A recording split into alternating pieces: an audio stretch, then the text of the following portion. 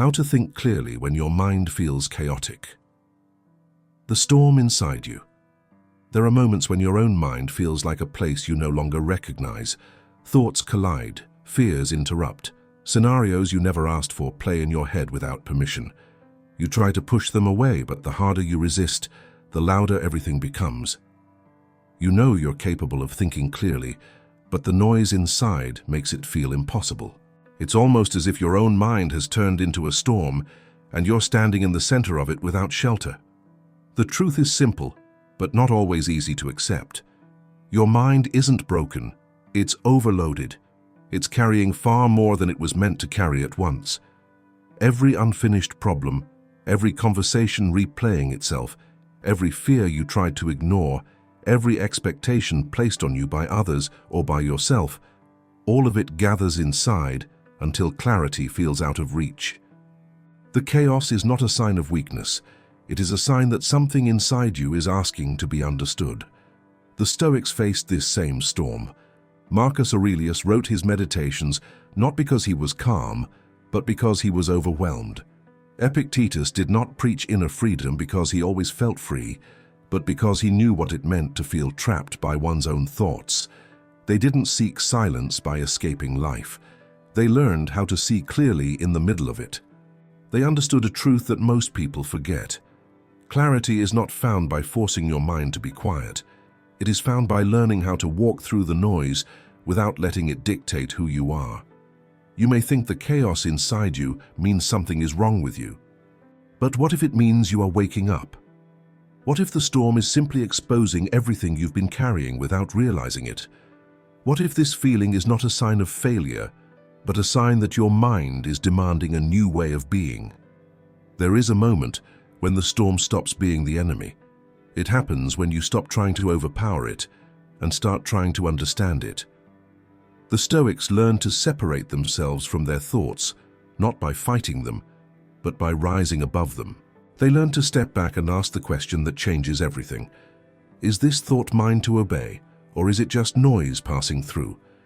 Most people never learn to ask that question, and as a result, they live at the mercy of whatever their mind produces. But you are not here to be one of those people. You are here because something inside you knows there is another way to live, a clearer way, a stronger way, a calmer way. You are here because you sense that your mind can become a place of direction and strength, rather than confusion and weight. So for the next few minutes, I want you to imagine something. Imagine stepping out of the storm, not by running away from it, but by climbing above it. Imagine looking down at the chaos instead of being swallowed by it. Imagine seeing your thoughts as moving clouds instead of permanent threats. Imagine realizing that the noise inside you cannot control you unless you hand over the power. Clarity is not the reward for a peaceful life. Clarity is the skill that makes you powerful in the middle of a chaotic one. And the moment you understand this, the storm loses its authority over you. Now we begin the real work, to understand why your mind becomes chaotic in the first place and how to reclaim it with calm, grounded, stoic precision. The invisible weight. Why your mind feels chaotic. There is a reason your mind feels chaotic, and it has nothing to do with weakness, lack of discipline, or some flaw in who you are. The chaos comes from carrying too much for too long without ever stopping to understand what all of it is doing to you. Most people assume a chaotic mind is a sign that something is wrong inside them. In reality, it is a sign that the mind has become crowded, not broken, crowded. And once you see this clearly, everything begins to change. Your mind is not designed to hold endless unfinished conversations, unresolved decisions, suppressed emotions, and future worries all at the same time. But that is exactly what happens when life moves faster than your ability to process it. Every impression you absorb, every problem you postpone, every fear you ignore, every expectation you try to meet, all of it accumulates like layers of dust on a surface that was once clean and easy to navigate. Marcus Aurelius understood this better than anyone. He wrote that the mind becomes disturbed not by events, but by the judgments we attach to them. Each judgment adds weight. Each unexamined thought becomes another object you must carry. And over time, the mind begins to overload, not because the world is too heavy, but because nothing inside you has been set down. This is the invisible weight. It is not dramatic. It is not loud.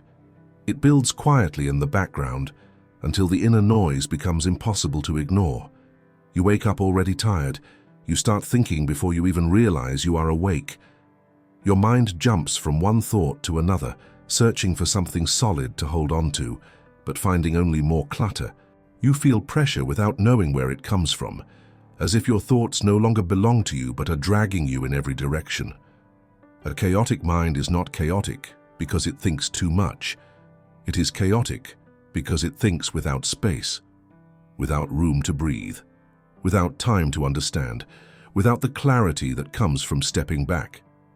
When impressions enter your mind faster than your ability to examine them, they begin to stack on top of each other, and eventually you lose the ability to tell what is real from what is imagined, what is urgent from what is unimportant, what is yours from what belongs to someone else. The Stoics did not try to stop the mind from thinking. They knew that was impossible. Instead, they learned to remove the weight by identifying it. They learned to recognize the difference between thoughts that demanded action and thoughts that were nothing more than mental noise. By seeing clearly where the weight was coming from, they stopped being controlled by it.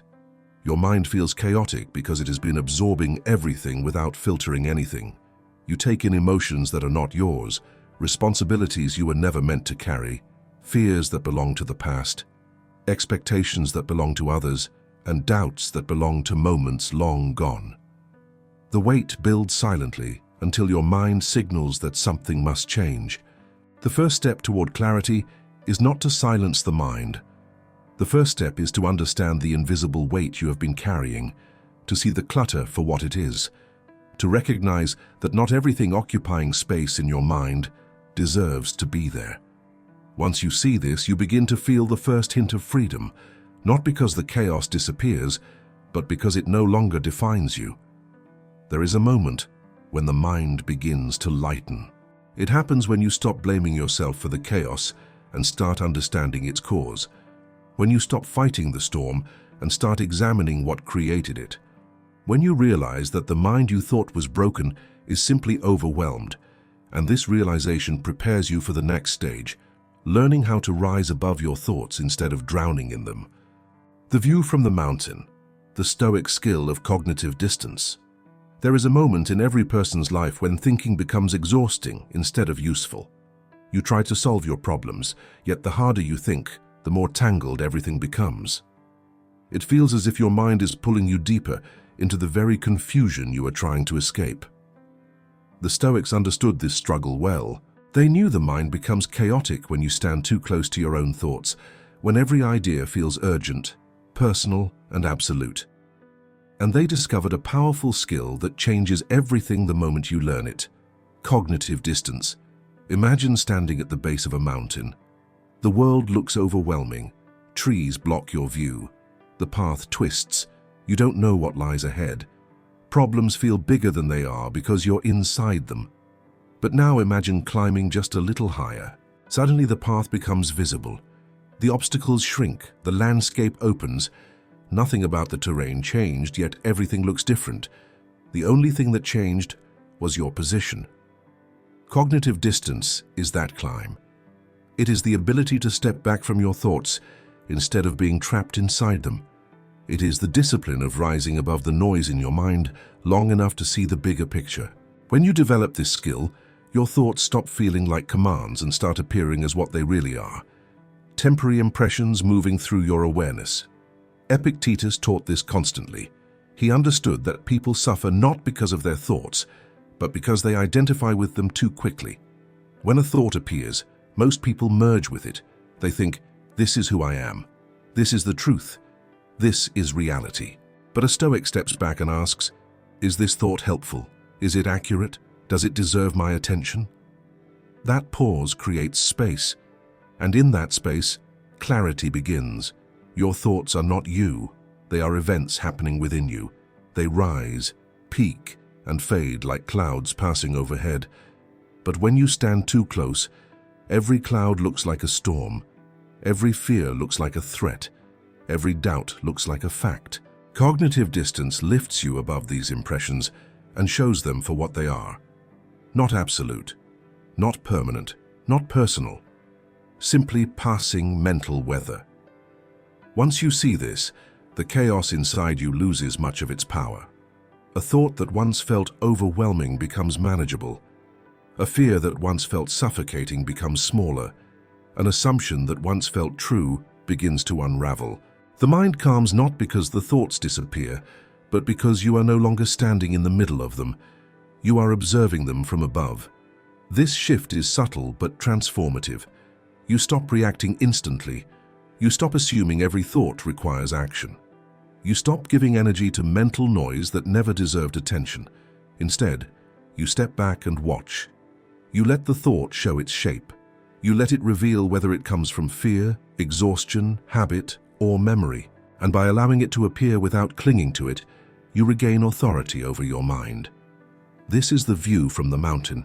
It is higher, calmer, and clearer. It gives you perspective. It shows you that not every thought is worth believing. It teaches you that the mind produces noise by default, but you decide whether to participate in it. Once you grasp this, thinking becomes a tool again rather than a trap. The next step is learning how to break down that noise with precision. How to separate what is real from what is imagined. How to pull clarity out of confusion with a method you can use in any situation. The three-layer rule, a Stoic framework for instant mental clarity. There comes a point when stepping back from your thoughts is not enough. You rise above the chaos, you see the storm from a distance, but the question remains, what exactly are you looking at?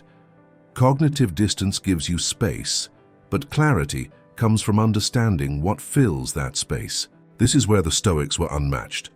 They developed methods to dissect thoughts with precision, stripping them down to their essence until the truth emerged. One of the most powerful ways to do this is through what I call the three-layer rule. Every chaotic thought has 3 layers, not 5, not 10, always 3. And once you learn to identify them, confusion dissolves faster than you expect. The mind becomes clearer because you stop treating every thought as a single overwhelming force. Instead, you break it apart. You separate its components. You uncover what is real, what is imagined, and what is feared. When you learn to do this, the chaos that felt impossible to manage becomes something you can navigate with calm, grounded certainty. The first layer is the facts. This layer is thin, clean, and quiet. It contains only what is undeniably true. No assumptions, no predictions, no emotional coloring, just reality as it is. Marcus Aurelius often returned to this layer by reminding himself to strip away the legend that encrusts reality. Facts are neutral. They contain no judgment. They tell you what is happening, not what you fear it means. The second layer is the story. This is where the mind begins to create conclusions, interpretations, and imagined outcomes. The story is rarely neutral. It is dramatic, emotional, filled with assumptions and exaggerations. It is the layer that makes problems feel heavier than they truly are. The story layer is powerful because it feels real, but it is also fragile because it falls apart under examination. Most of the chaos you feel lives here, not in the facts. The third layer is the fear. This is the deepest and most influential part. It is the layer your mind tries to avoid at all costs. It is the fear beneath the story, the emotional core that feeds the chaos. The fear is often simple but incredibly persuasive. Fear of failure, fear of rejection, fear of loss, fear of uncertainty, fear of responsibility. When the mind refuses to face the fear directly, it creates louder stories to distract you from it. This is how small problems become overwhelming. The fear is hidden, but it drives everything. Once you learn to separate these layers, something remarkable happens. A thought that once felt like an impossible weight becomes understandable. What felt tangled becomes structured. You realize the chaos was never coming from the facts. It was coming from the story and the fear wrapped around those facts. When you identify the facts, your mind grounds itself. When you separate the story, your mind stops spiraling. When you acknowledge the fear, your mind stops running. This is the power of the three-layer rule. It gives shape to what once felt shapeless. It exposes the architecture of your thinking. And once you see the structure, you're no longer lost in it.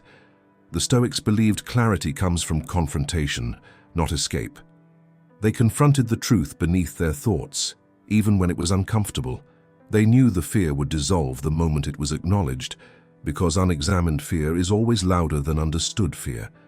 By practicing this rule, you reclaim control over what once controlled you. After you master the three-layer rule, you are ready for something even more transformative. You are ready to create calm without forcing yourself to be calm.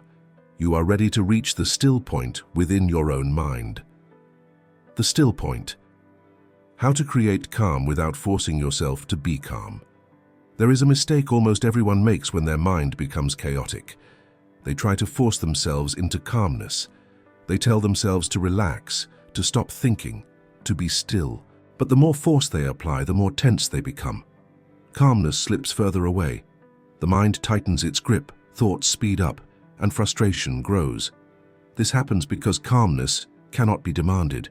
It cannot be forced into existence by pressure. Calmness is not an order you give the mind. Calmness is a space you create for the mind to return to on its own. The Stoics understood this deeply.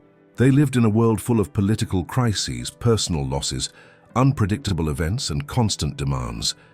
They knew that the mind does not quiet down because you command it to. It quiets down because you stop feeding the momentum of your thoughts. They practice the art of reaching what I call the still point, a state where the mind settles naturally, like a pond returning to still water after being disturbed.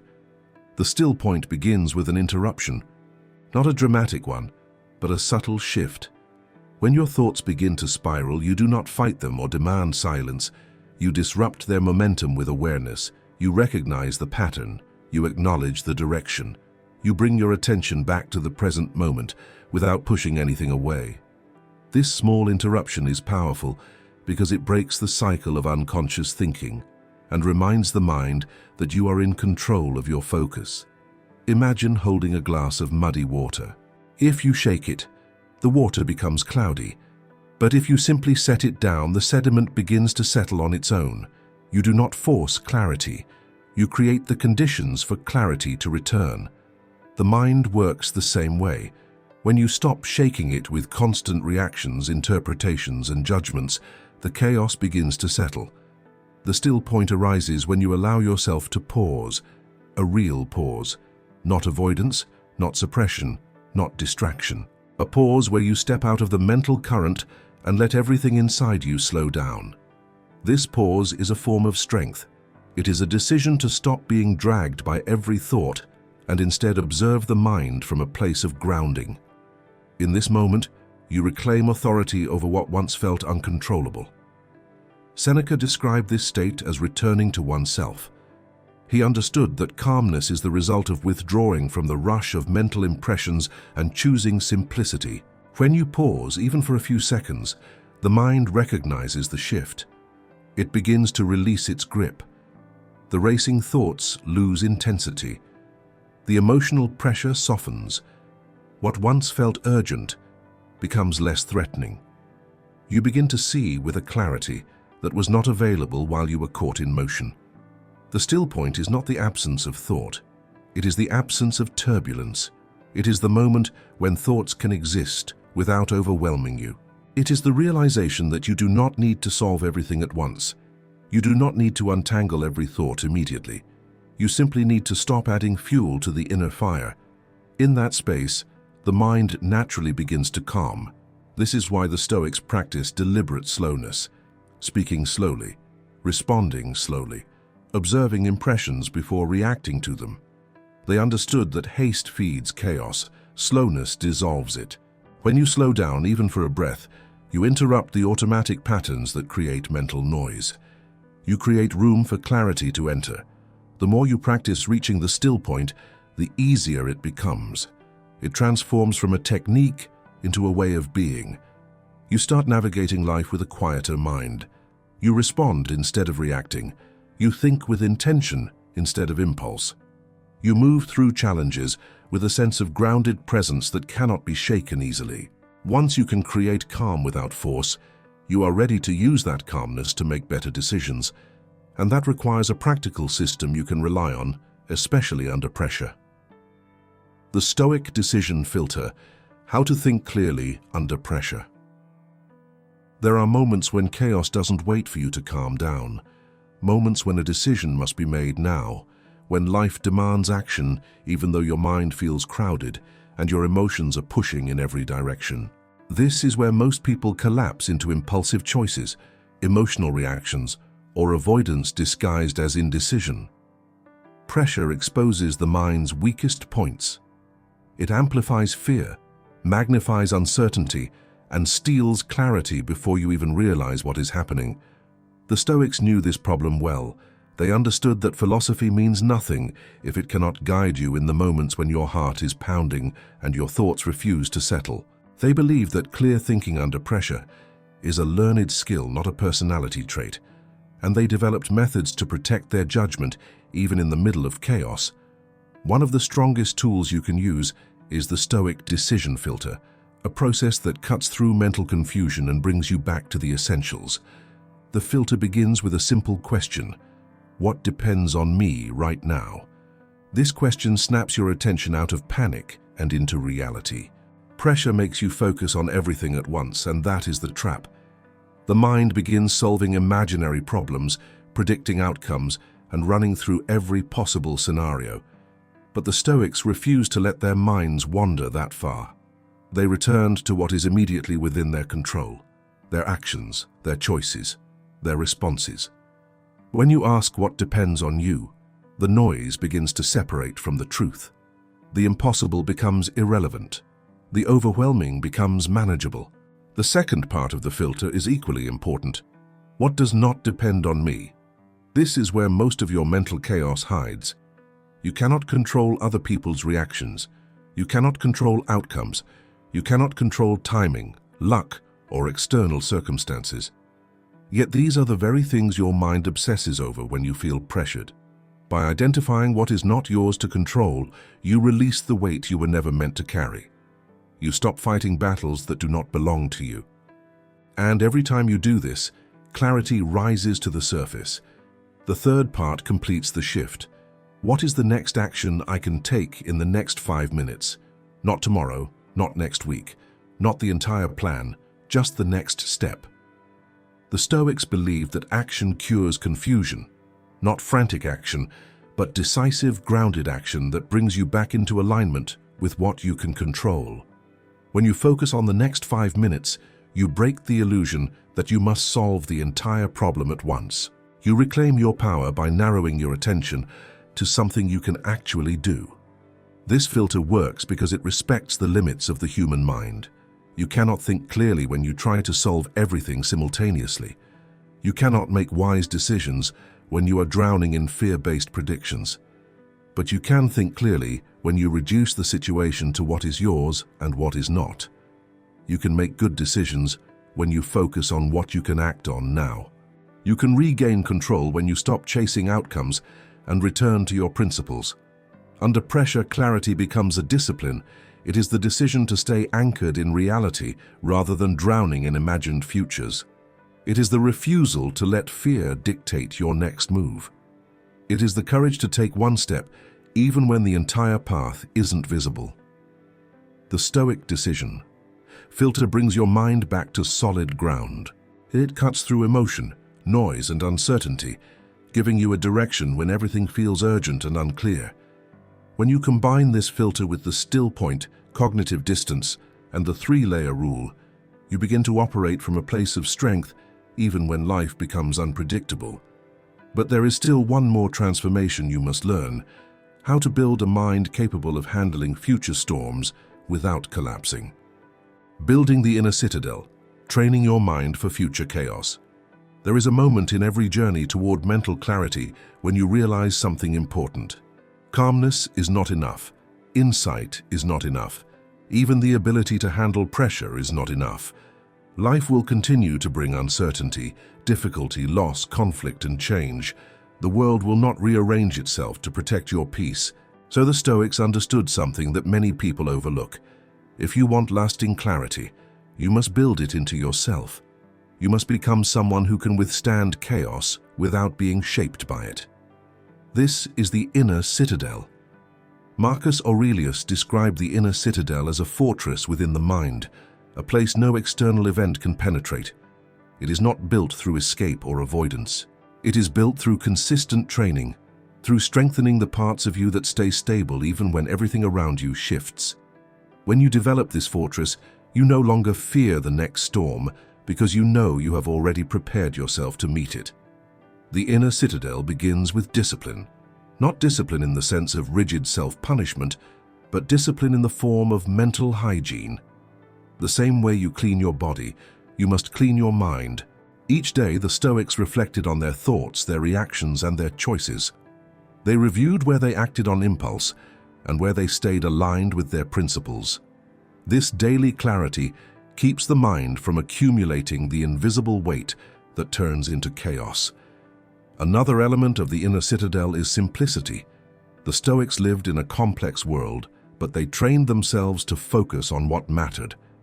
They removed excess desires, unnecessary worries, and internal noise. They understood that a person who wants less is harder to shake. When you simplify your internal life, the world loses power over you. External events become details instead of threats. This simplicity creates space for clarity to thrive. The inner citadel is also built through confrontation with discomfort, not suffering for its own sake, but facing reality without flinching. Most chaos in the mind comes from running away from experiences we fear. The Stoics did the opposite. They practiced imagining loss so they could grow prepared. They embraced voluntary challenges to toughen their character. They asked themselves regularly, "What am I afraid to face?"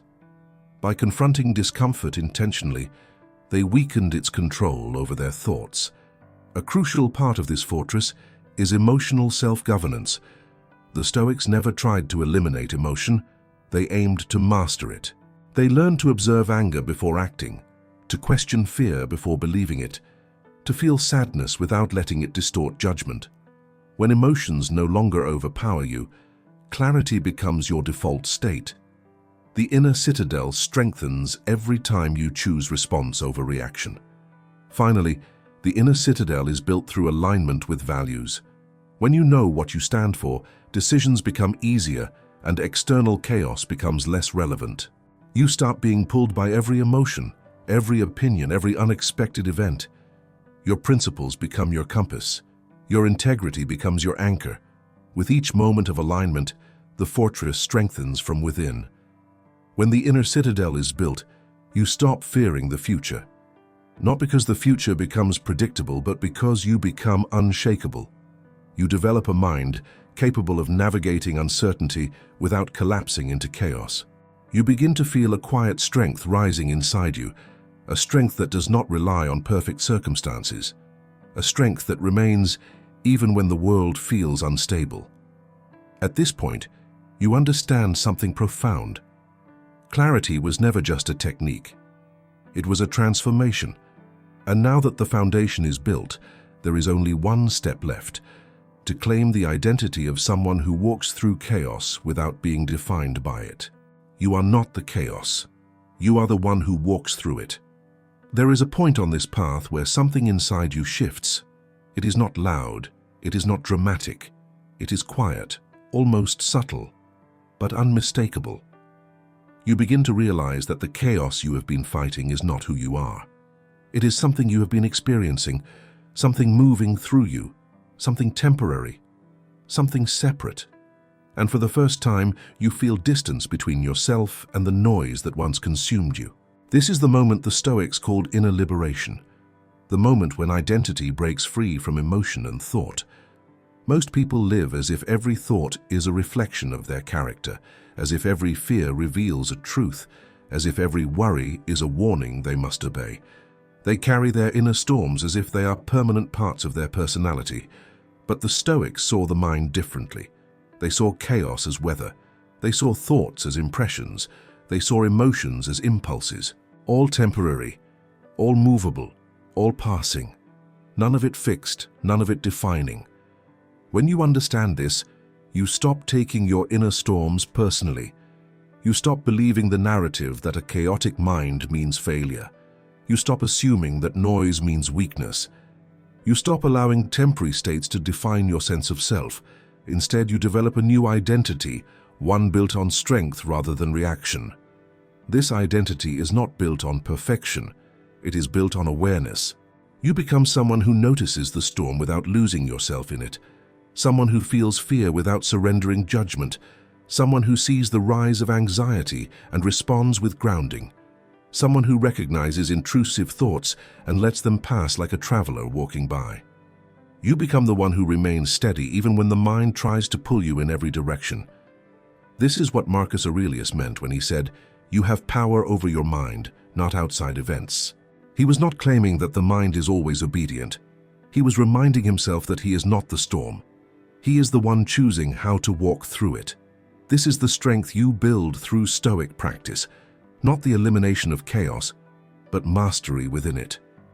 When you see yourself as separate from the noise, your relationship with your thoughts transforms. You stop fighting them, you stop fearing them, you stop treating them as enemies. Instead, you observe, you interpret, you choose. You act from principle instead of impulse. You walk forward with clarity even when the wind is strong. You trust your ability to navigate whatever appears, and something else begins to happen. The chaos loses its power. Thoughts that once overwhelmed you dissolve more quickly. Emotional waves pass without destabilizing you. Pressure no longer throws you into confusion. You become someone who can handle uncertainty without collapsing into panic. You become someone who can move through difficulty without losing inner direction. You become someone who can think clearly, not because life is easy, but because you have trained your mind to remain capable under pressure. This is the transformation the Stoics devoted their lives to. Not control over the world, but mastery of the self. Not a silent mind, but a steady one. Not the absence of storms, but the strength to walk through them without forgetting who you are. When you reach this point, clarity becomes more than a skill. It becomes your nature. Chaos becomes a visitor, not a captor. Thought becomes a tool, not a burden. And now, as you stand at the end of this journey, you realize something empowering. You do not need life to quiet down. You do not need perfection to feel at peace. You do not need certainty to act with confidence. Everything you need is already within you, waiting for direction, discipline, and practice. The storms will come. The noise will rise. Challenges will appear without warning. But you will not be defined by any of it. You will meet the world with a grounded mind, a steady heart, and a clarity that cannot be taken from you. Because you are not the chaos, you are the one who walks through it.